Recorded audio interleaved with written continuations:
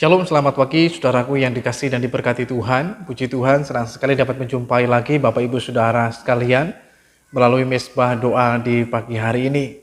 Melalui pembacaan kita dalam Amsal pasal 13 ayat yang ke-10, saya beri judul pagi hari ini, Jadilah solusi bukan penyulut emosi. Sehingga kehadiran kita sebagai orang percaya, kita hadir sebagai solusi dan bukan sebagai penyulut emosi. Kita hadir sebagai pemecah masalah, tetapi bukan sebagai seorang yang membuat masalah. Namun sebelumnya mari kita persiapkan hati kita untuk datang pada Tuhan dalam hadirat-Nya untuk mengagungkan dan memuliakan nama Tuhan yang hidup. Mari kita mau datang kepada Tuhan. Kau membuatku sesuai rencanamu. Kau memegang setiap musim hidupku. Ku serahkan semua kekhawatiranku, ku milikmu.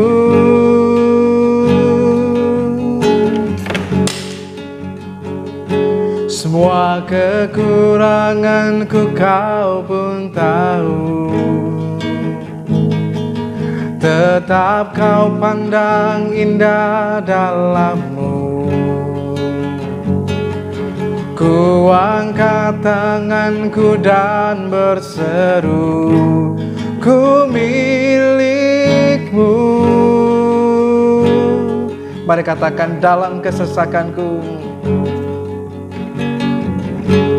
dalam kesesakanku,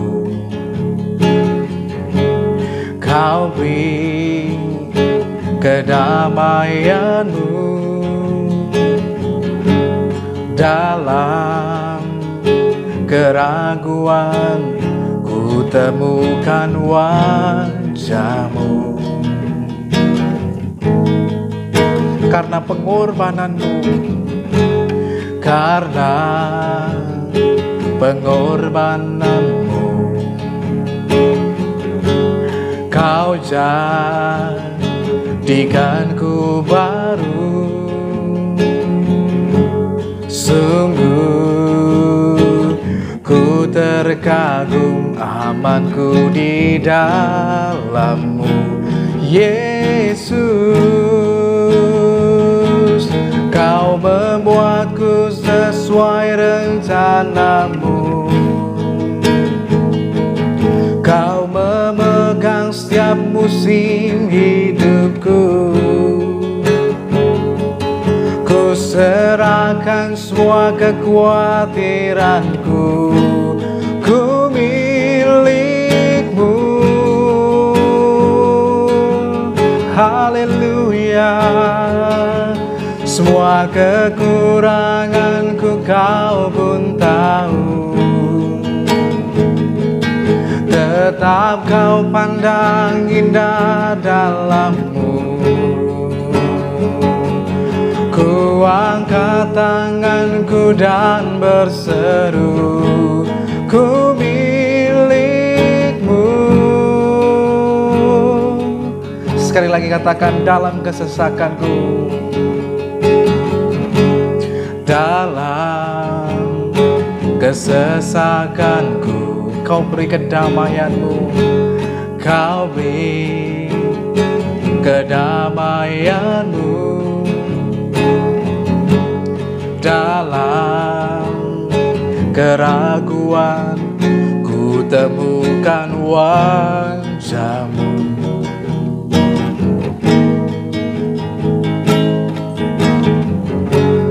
Dalam pengorbananmu, kau jadikanku baru.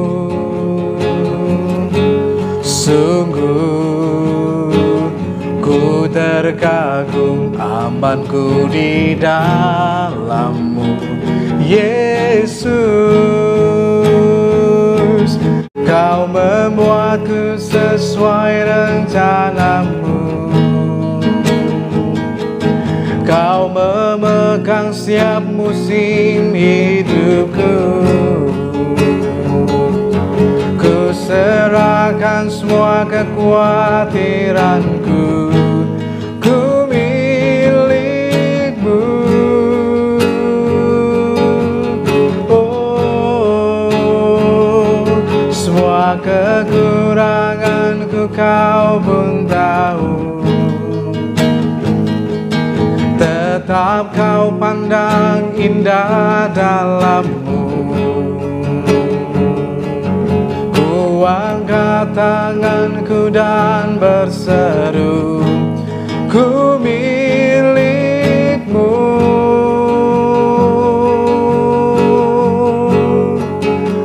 Ku milikmu Tuhan.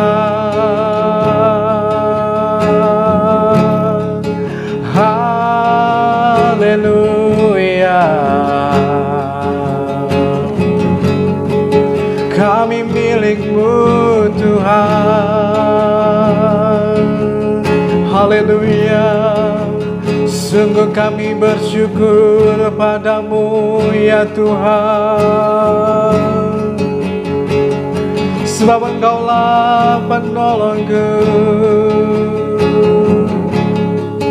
Engkaulah juru selamat kami ya Tuhan.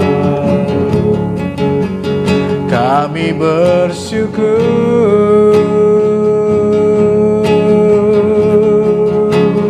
menyembah-Mu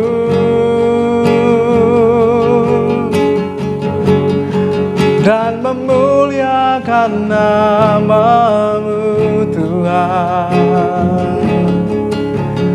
Haleluya.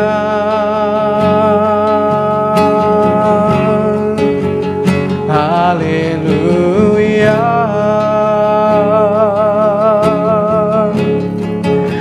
Haleluya. Oh, rapataka sikidara lama-lama. Kia rapatakana la la la la mu rapataka sikilere ya la la la la la la. Haleluya, haleluya. Hosana.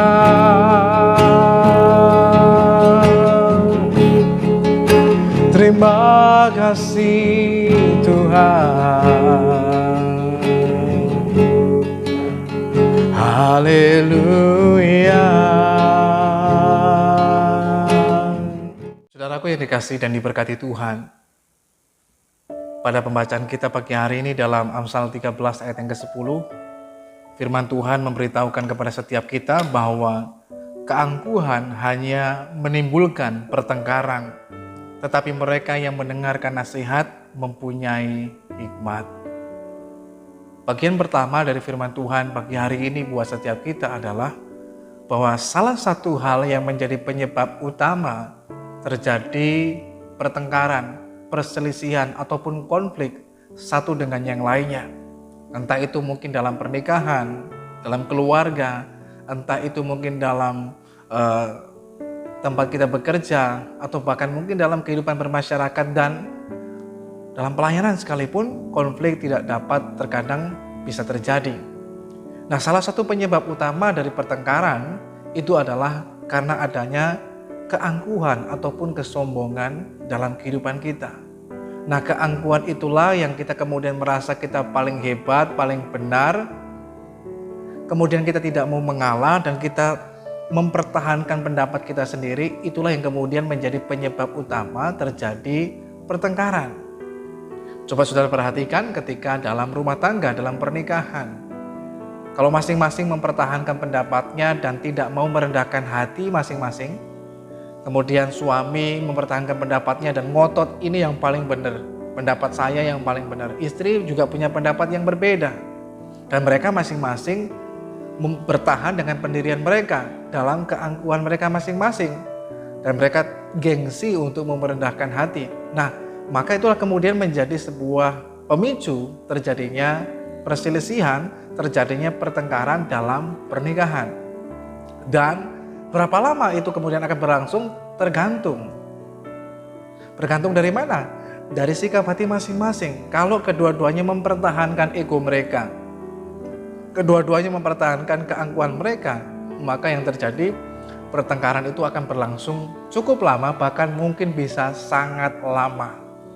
Tetapi ketika kemudian salah satunya mau merendahkan hati, maka kemudian itu akan meredakan segala sesuatunya. Nah, firman Tuhan pagi hari ini mengingatkan lagi buat setiap kita, agar dalam kehidupan kita sebagai orang benar, kita hadir sebagai solusi dan bukan sebagai penyulut emosi. Kata penyulut emosi di sini mengandung artian adalah orang yang memicu terjadinya pertengkaran. Nah, pertengkaran terjadi bila yang pertama, penyebab utamanya kalau ada yang namanya keangkuhan dalam hati kita. Kalau ada keangkuhan dalam hidup kita, kesombongan, arogan, kasar, kemudian keangkuhan itu menyebabkan, memicu terjadinya pertengkaran. Mungkin awalnya hanya ngobrol biasa, mungkin awalnya hanya bertukar pikiran biasa, berdiskusi dan lain sebagainya. Tetapi ketika kemudian terjadi perbedaan pendapat dan salah satu kemudian atau dua-duanya bertahan dengan pendapatnya dan kemudian dia tidak mau mengalah dan lain sebagainya, itulah yang kemudian menyebabkan terjadinya pertengkaran. Seringkali orang berpikir kalau saya mengalah berarti saya kalah. Nah, cara berpikir demikianlah kemudian membuat orang tidak mau untuk merendahkan hatinya, tetapi dia mempertahankan kesombongan, keangkuhan hidupnya. Dan itulah yang menyebabkan kemudian terjadi perselisihan dan lain sebagainya. Nah, hal inilah yang membuat terjadinya pertengkaran satu dengan yang lainnya. Coba saudara perhatikan, terkadang orang bisa mengalami perselisihan dalam jangka waktu yang sangat lama. Entah itu mungkin suami istri, orang tua dan anak, mertua dan menantu, bahkan mungkin juga kakak beradik, bahkan mungkin dengan tetangga, bahkan mungkin juga dengan rekan sekerja, dengan atasan, dengan bawahan kita, atau mungkin dengan pemimpin rohani kita, atau bahkan mungkin dengan jemaat yang lainnya. Terkadang bisa terjadi pertengkaran. Nah, pertengkaran sebisa mungkin diselesaikan. Tetapi kalau sebisa mungkin juga di dalam kehidupan kita sebagai orang percaya, kita mencegah pertengkaran tidak terjadi. Tapi kalau seandainya pun terjadi, maka kita ngerti apa yang mesti kita kerjakan. Dan itulah berkat firman Tuhan pagi hari ini buat setiap kita. Panggilan dalam kehidupan kita, kita hadir sebagai solusi, pemecah masalah, bukan sebagai pembuat masalah. Oleh karenanya, sebisa mungkin dalam kehidupan kita untuk mencegah, karena mencegah jauh lebih baik daripada mengobati. Lebih baik kita mencegah supaya pertengkaran itu tidak terjadi. Bagaimana caranya? Mari belajarlah hidup dengan hikmat yang daripada Tuhan. Dan kita akan melihatnya nanti pada bagian yang kedua. Tapi bagian yang pertama, salah satu penyebab utama terjadinya sebuah pertengkaran dimanapun itu adalah karena adanya keangkuhan. Dan ini yang perlu kita waspadai dan kita perlu untuk menanggalkannya dari dalam kehidupan kita. Bila tidak, kita dimanapun kita berada, kita akan menjadi orang yang menjadi penyulut emosi, nggak bisa jadi berkat. Dalam pernikahan, kalau kita orangnya kasar, arogan, kemudian sombong, tinggi hati dan angkuh, maka akan terjadi pertengkaran antara suami istri, orang tua anak, mertua menantu, kakak beradik dan lain sebagainya. Karena kita merasa paling benar, merasa paling hebat dan lain sebagainya. Atau bahkan mungkin di tempat kita bekerja, kita nggak mau diatur oleh atasan kita nggak mau ikut aturan perusahaan dan lain sebagainya, kita ikut maunya kita sendiri.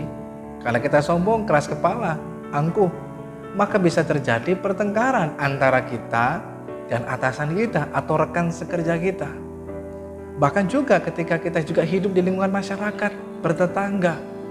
Kalau kita merasa orang angkuh, nggak butuh orang lain, maka ketika perilaku kita, sikap kita, angkuh, sombong, kasar, itu juga dapat memicu pertengkaran antara kita dengan tetangga kita. Dan otomatis hidup kita nggak mungkin bisa jadi berkat. Malah justru kehadiran kita menjadi penyulut emosi. Kita hadir sebagai terang. Seperti yang saya sampaikan pada Mesbah Doa Pagi di hari Sabtu, bahwa kita hadir sebagai terang karena kita ini terang dunia. Kita hadir membawa api, tapi api yang menerangi, bukan membakar emosi seseorang. Dan ini nggak boleh dibiarkan terjadi. Oleh karena itu, mari kita belajar Ketika kita melihat dalam kehidupan kita, ada sifat karakter angkuh, arogan, kasar, sombong, dan tinggi hati, mari belajar tanggalkanlah. Sebab firman Tuhan mengatakan bahwa keangkuhan hanya menimbulkan, jadi nggak ada yang lain. Ketika firman Tuhan mengatakan hanya, berarti hanya itu saja. Hanya akan menimbulkan, memunculkan pertengkaran. Nggak ada faedahnya sama sekali kalau kita memelihara dan kita memegang dalam kehidupan kita keangkuhan. Itu hanya akan membawa kita pada pertengkaran. Kalau kita nggak mau hidup dalam pertengkaran, maka kita mesti menanggalkan yang namanya keangkuhan dalam hidup kita. Memang kita harus akui, namanya hidup, terkadang kita sudah hidup baik, sudah hidup ramah, itu pun pertengkaran bisa terjadi. Perselisihan bisa terjadi, gesekan bisa terjadi. Apalagi kalau kelakuan kita kasar, arogan. Lebih lagi, namanya dalam kehidupan, pertengkaran memang terkadang tidak bisa terhindarkan, itu bisa terjadi. Tapi kalau hidup terus dengan pertengkaran, itu sesuatu pilihan dan keputusan. Nah, oleh karena itu, mari belajar yang pertama, tanggalkan sifat karakter angkuh dari dalam kehidupan kita. Angkuh tidak bisa membuat kita menjadi taat kepada Tuhan. Kita lebih mengikuti perasaan kita, kata hati kita, keinginan kita. Dan kita tidak mau mendengarkan nasihat, tidak mau mendengarkan perkataan firman Tuhan dalam hidup kita. Kita merasa kita paling benar. Supaya kita tidak menjadi pemicu emosi, tetapi menjadi solusi. Mari kita mau datang kembali kepada Tuhan.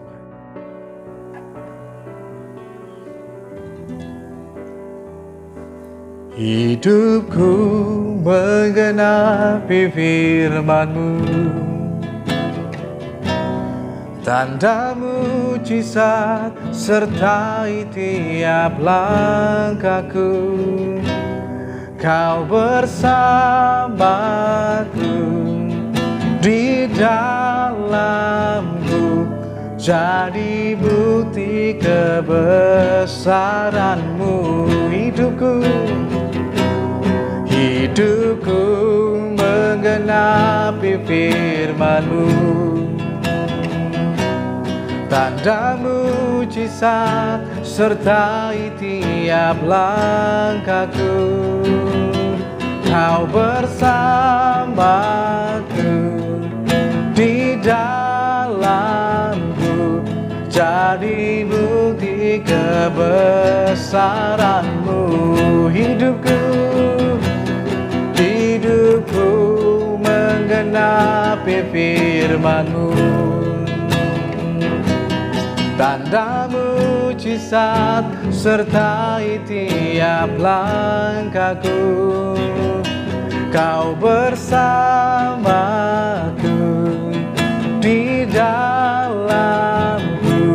jadi bukti kebesaran-Mu. Sekali lagi katakan, hidupku menggenapi firman-Mu, tanda mujizat sertai tiap langkahku.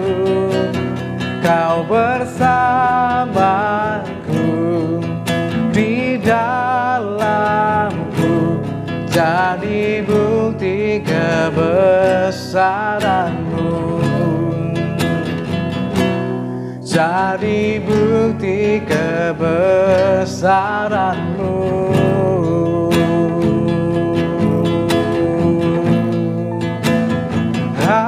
Haleluya, Yesus Tuhan. Biarlah hidupku menggenapi firman-Mu, biar kehendak-Mu yang jadi Tuhan, biar kehendak-Mu yang jadi. Sebab Engkau-lah yang berdaulat atas hidup kami Tuhan. Hanya Engkau Tuhan, bagimu-lah segala kemuliaan, segala penghormatan hanya bagi Tuhan. Haleluya, haleluya.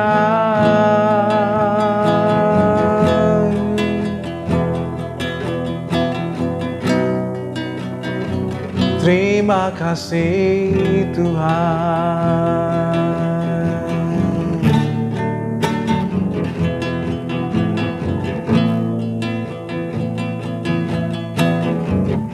Waymaker, miracle worker, promise keeper, light in the darkness, my God, that is who you are. You are Waymaker, miracle worker, promise keeper, light in the darkness, my God, that is who you are.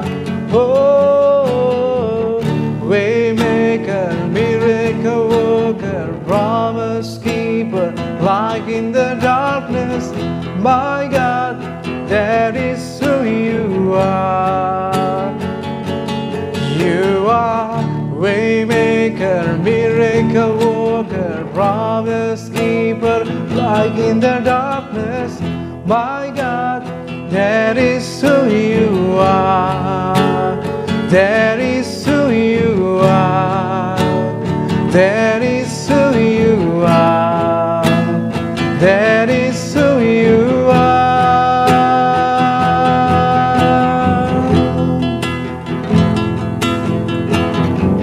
Even when I don't see it, you're working. Even when I don't feel it, you're working. You never stop working. You never stop working. Even when I don't see it, you're working. Even when I don't feel it, you're working. You never stop working. You never stop working.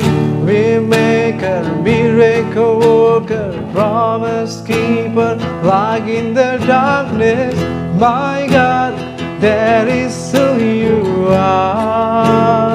Oh, Waymaker, miracle worker, promise keeper, light in the darkness, my God, that is who you are.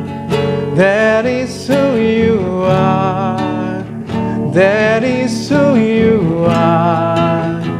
That is who you are.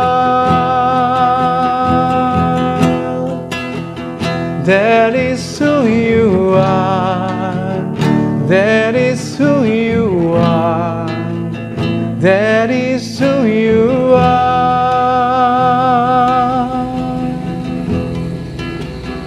Oh,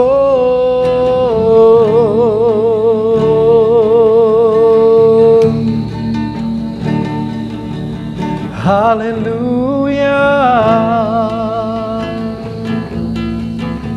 Kiara patakana nama nama yana namo.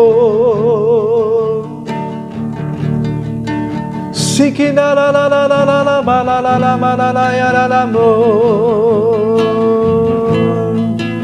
Sikine re re re re la la la la la la la la la la la maya sikini la la la mo. Si la la la la la la la mo. Terima kasih Tuhan. Haleluya. Saudaraku yang dikasihi dan diberkati Tuhan, pada bagian yang kedua yang terakhir ini, kita akan melihat bagaimana dalam kehidupan kita dapat mencegah supaya pertengkaran itu tidak terjadi. Namun, bila seandainya tetap terjadi, apa yang harus kita kerjakan? Nah, firman Tuhan memberitahukan kepada kita bagian B, bagian yang keduanya, dikatakan bahwa tetapi mereka yang mendengarkan nasihat mempunyai hikmat. Saudaraku yang dikasihi dan diberkati Tuhan, kalau tadi salah satu penyebab dari pertengkaran paling utama adalah adanya keangkuhan dalam kehidupan, maka kita dapat melihat pada bagian yang kedua Hal yang dapat mencegah, bahkan meredakan pertengkaran adalah kebalikan dari keangkuhan, yaitu kerendahan hati. Nah, oleh karena itu dalam kehidupan kita perlu belajar hidup dalam kerendahan hati. Sebab kalau orang yang angkuh, orang yang sombong, dia tidak bersedia, dia tidak mau menerima nasihat. Dia tidak akan mendengarkan nasihat. Sekalipun mungkin diberikan nasihat yang begitu bijak, nasihat yang begitu luar biasa, tapi tidak pernah akan didengarkannya. Dia tidak mau mendengarkan orang lain, yang didengar hanya mungkin dirinya sendiri, apa kata hatinya, ataupun kalau dia mau mendengar adalah sesuatu yang sesuai dengan keinginannya. Tetapi yang dapat membuat kita mencegah supaya kita terhindar dari yang namanya pertengkaran, baik itu dalam pernikahan, baik itu dalam kita berusaha bekerja di tempat kita bekerja, berusaha ataupun mungkin di tengah masyarakat, bahkan di tengah kita berjemaat, maka kita perlu yang namanya dalam kehidupan kita mengembangkan satu kehidupan yang penuh dengan kerendahan hati. Sebab orang yang rendah hati, dia adalah orang yang mau terbuka untuk menerima kemudian evaluasi, terbuka untuk menerima mungkin kritik, koreksi, teguran, dan lain sebagainya. Tapi kalau orang angkuh, ditegur, dinasihati, dievaluasi, dia balik marah kepada kita, sehingga di situ juga terjadi yang namanya pertengkaran. Tetapi sebaliknya, orang yang rendah hati, begitu dia ditegur, ketika dia melakukan mungkin sebuah kesalahan, kekeliruan dalam hidupnya, kemudian ada orang yang menegur mengingatkan, dia akan menerima dengan sukacita teguran itu. Dia akan menerima dengan sukacita juga evaluasi. Dia akan sukacita menerima juga bahkan koreksi dan kritik yang membangun tentunya. Tapi kalau seandainya orang itu orang yang sombong, angkuh, ditegur, dinasihati, dia nggak mau terima. Karena dia berpikir, dia mempertahankan pendapatnya, dia paling benar. Contohnya, kalau suami keras kepala, tegar tengkuk, sombong dan angkuh, sudah tahu dia berbuat yang keliru, yang salah. Dan istri kemudian memberikan nasihat, "Pak, itu salah, seharusnya begini," dan lain sebagainya. Nah, kalau dia orang angkuh, orang sombong, dia nggak terima, justru itu menimbulkan dan memicu sebuah pertengkaran yang dikarenakan keangkuhan dari suaminya. Tapi kalau suaminya orang yang rendah hati dan dia berkata, "Oh iya betul ya, saya salah, saya keliru, saya khilaf, saya mesti perbaiki, saya mesti bertobat," dan lain sebagainya. Itu sesuatu yang baik. Dan itu bisa terjadi kalau kita memiliki kerendahan hati, kalau kita mau belajar mengembangkan kerendahan hati dalam kehidupan setiap kita. Bagaimana caranya? Ya kita menekan ego kita. Kita belajar untuk kemudian pikul salib, itu namanya kita menyangkal diri kita. Tuhan Yesus mengatakan kalau mau ikut Tuhan, maka dia mesti bersedia pikul salib dan sangkal diri. Tapi bagian yang kedua, kalau kita mau menanggalkan keangkuhan hidup kita dan kita mau belajar hidup rendah hati, itu artinya kita belajar menyangkal diri kita. Mungkin diri kita maunya begini, ikut maunya kita, tetapi dengan menyangkal diri, kita nggak ikuti kemauan diri kita, tapi kita mengikut maunya Tuhan. Dan itu yang membuat kita menjadi orang yang rendah hati. Kalau kita ikut maunya kita, nggak akan pernah terjadi perdamaian, nggak akan pernah terjadi namanya rekonsiliasi. Tetapi kalau kita mau belajar menundukkan diri kita, mengikuti kehendak Tuhan, nah ini yang luar biasa, bisa terjadi perdamaian.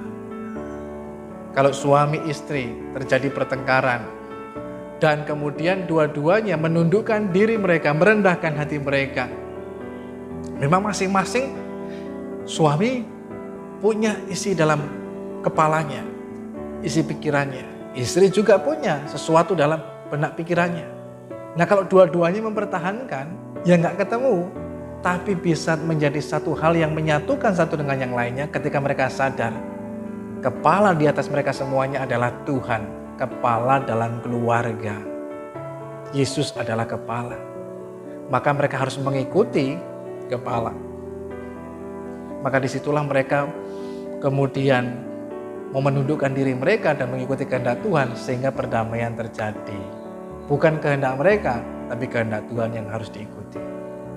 Nah oleh karena itu, hal yang bisa mencegah terjadinya pertengkaran kalau kita punya rendah hati. Kalau kita mungkin bekerja di perusahaan atau kita bekerja apapun usaha pekerjaan kita. Nah, kalau kita orang yang rendah hati, sebagai contoh saya punya usaha, kemudian tiba-tiba ada konsumen yang komplain. Ini kok masakannya ada kotoran atau begini dan sebagainya. Kok kurang enak dan sebagainya. Kalau konsumen komplain, nah kalau kita seorang pemilik usaha atau kita yang bekerja dan lain sebagainya, dan kemudian kita orang yang rendah hati, kita berkata terima kasih untuk kritik itu, terima kasih untuk evaluasi itu, dan kita menjadi satu bahan bagi kita, dasar untuk kita memperbaiki diri supaya menjadi lebih baik dan lebih baik lagi. Sehingga firman Tuhan mengatakan mereka yang mendengarkan nasihat mempunyai hikmat sehingga mendapatkan hikmat, dan hikmat lebih lagi menjadikannya menjadi orang yang bijak dan menghasilkan sesuatu yang lebih luar biasa bila mau menerima. Tapi kalau kita orangnya kasar, orangnya angkuh, arogan, kita nggak akan terima. Kita justru mungkin mau malah balik, kita bertengkar dengan orang itu. Ya kalau nggak mau makan keluar saja dan lain sebagainya. Nah di situ kita nggak bisa jadi berkat. Kita nggak akan bisa berubah. Selama kita mau terus hidup dalam keangkuhan, hidup kita nggak akan pernah berubah. Bukan Tuhan nggak mampu mengubah kehidupan kita, tapi kitanya yang nggak mau berubah. Tapi kalau kita mau berubah dan menundukkan diri kita pada kehendak Tuhan, kita pasti bisa berubah. Kalau kita mau rendah hati, orang rendah hati artinya mau menerima evaluasi, koreksi, teguran, nasihat, dan lain sebagainya. Nah oleh karena itu, yang penting dalam kehidupan kita, dengan rendah hati akan mencegah dari pertengkaran, tetapi juga adanya kerendahan hati akan membuat kita, sekalipun mungkin terjadi pertengkaran, kita sudah benar, kita sudah baik, tapi tiba-tiba ada orang yang datang ngajak berantem, ngajak bertengkar, orangnya marah-marah. Hal yang bisa meredakan emosi itu, menyurutkan suhu yang panas itu, menurunkan tekanan yang tinggi itu. Bagaimana caranya? Dengan kerendahan hati. Sesuatu bisa turun.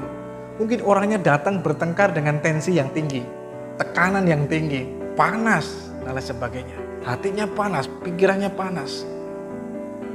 Bagaimana bisa meredakan itu semuanya? Bila kita datang dengan kerendahan hati, itu meredakan, langsung turun, cooling down.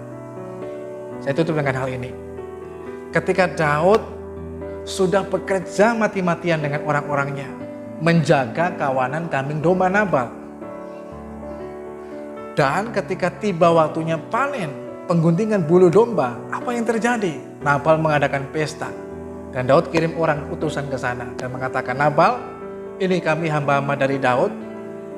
Engkau lihat bagaimana orang-orangmu bekerja, tanya saja pada mereka bagaimana kami menjaga kalian semuanya sehingga engkau bisa menghasilkan sesuatu yang luar biasa seperti sekarang ini. Memanen bulu domba yang cukup banyak. Bahkan orang-orang bekerja pun mengatakan demikian. Tapi apa balasan yang diterima Daud dan orang-orangnya dari Nabal? Ucapan terima kasih saja nggak ada, justru malah dihina. Dan ketika hal itu didengar oleh Daud, Daud menjadi emosi. Emosinya tersulut karena siapa? Keangkuhan Nabal menyebabkan menyulut emosi. Lalu kemudian Daud ketika emosi maka tidak terkontrol semuanya dan dia mengambil keputusan, saya mau bunuh Nabal dan orang-orangnya, jangan ada yang hidup. Maka keputusan diambil, Daud berangkat. Hal itu didengar oleh Abigail, istri dari Nabal. Maka Abigail tanpa sepengetahuan Nabal, dia mengambil bahan makanan dan lain sebagainya. Dan dia ingin menjumpai Daud. Daud berjalan dengan emosi yang begitu luar biasa. Berapi-api untuk kemudian menghabisi Nabal dan orang-orangnya. Tapi begitu Abigail bertemu dengan Daud, apa yang dilakukan? Daud tensinya tinggi, tekanannya tinggi, sedang panas, emosi luar biasa. Tapi ketika Abigail datang kemudian bersujud, dengan kerendahan hati, menunjukkan segala sesuatu itikat yang baik, amarah Daud surut. Dan Abigail mengatakan sesuatu hal yang benar. Disitulah Daud disadarkan, oh hampir saja aku berbuat hal yang salah. Sehingga dapat meredakan emosi. Tidak menyulut emosi, meredakan emosi. Kalau orang angkuh seperti Nabal, penyulut emosi, Abigail adalah orang yang dapat menjadi solusi Sehingga Daud terhindar dari masalah, tapi juga Abigail dapat menyelamatkan orang-orangnya dari hal yang keliru dan salah. Dan inilah yang mesti kita lakukan dalam hidup kita. Kalaupun mungkin terjadi pertengkaran dan lain sebagainya, kita hadir sebagai orang yang rendah hati. Kerendahan hati akan membuat kita dapat meredakan kegeraman, sehingga akan menghindarkan dari pertengkaran yang semakin besar, tapi bisa diredakan. Ibaratnya kalau api sedang menyala membara, kita hadir menjadi seperti halnya air yang meredakan, yang memadamkan api emosi, api kebencian, api pertengkaran dan lain sebagainya. Kalau ada kerendahan hati. Oleh karena itu mari kita belajar seperti Tuhan Yesus yang lemah lembut dan rendah hati. Sehingga kita tidak mudah menjadi orang yang tersulut emosi atau menjadi penyulut emosi, tetapi menjadi solusi bagi orang yang lain.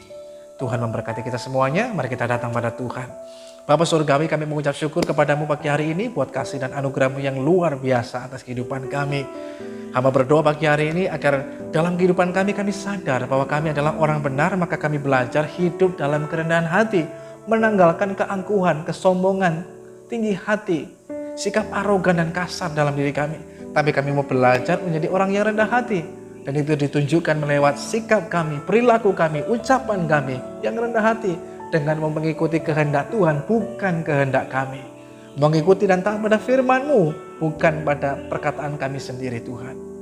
Sehingga dengan demikian akan mencegah kami mengalami pertengkaran, tapi juga dapat meredakan kegeraman dan pertengkaran.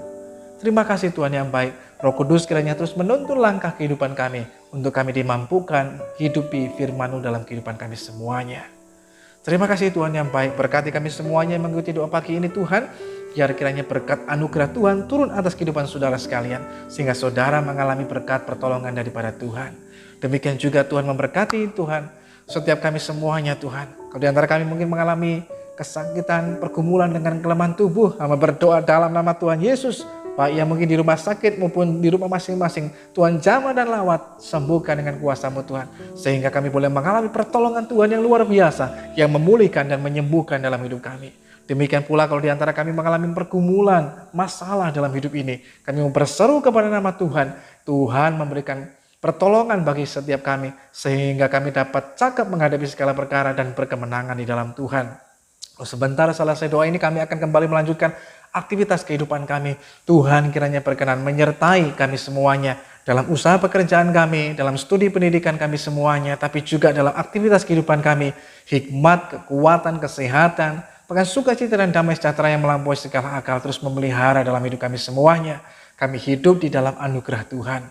Terima kasih Tuhan yang baik. Saudaraku yang dikasihi Tuhan, saat ini terimalah berkat daripada Tuhan.